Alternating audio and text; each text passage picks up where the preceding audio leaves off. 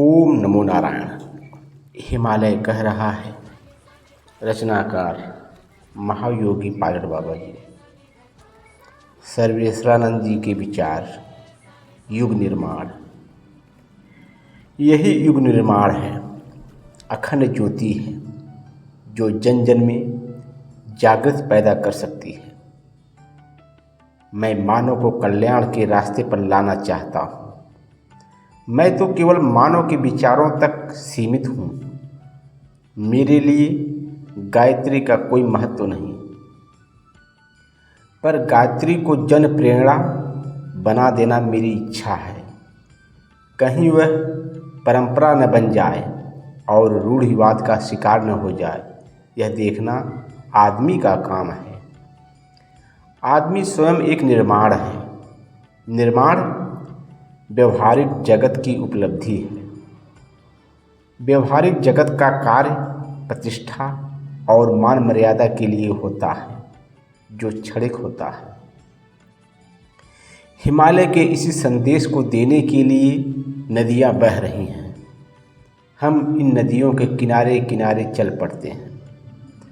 हम दोनों से कुछ कह रहे हैं।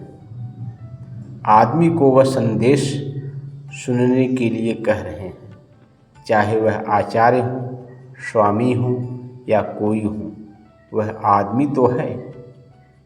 हमें वही समझा है जो अपने आप को समझ लेता है या समझने का प्रयास करता है।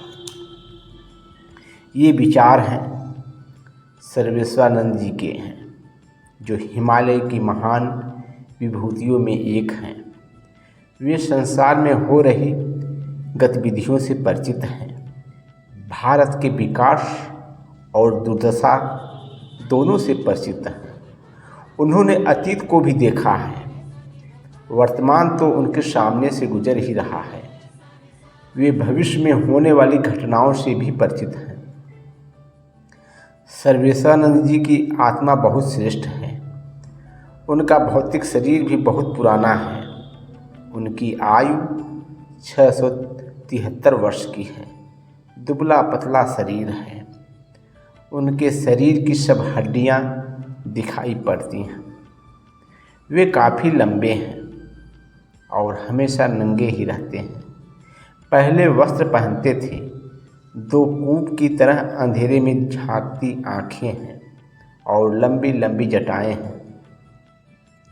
वे ज़्यादातर हिमालय में रहते हैं। गर्मियों में वे टिहरी और पिंडारी की तरफ आ जाते हैं।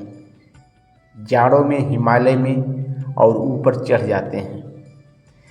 कभी कभी पौड़ी देवल के गांव में आकर धूनी जलाकर रहते हैं। खाती गांव में भी आकर रहते हैं। अग्नि उनकी प्रिय संगनी है, पर वे अग्नि केवल संकल्प से प्रकट कर देते हैं। वे मार्कंडेय जी, व्यास जी की ज़्यादा चर्चा करते हैं। कभी कभी सर्वेश्वरानंद जी खाती गांव में मेरी कुटिया में महीनों आकर ठहर जाते हैं।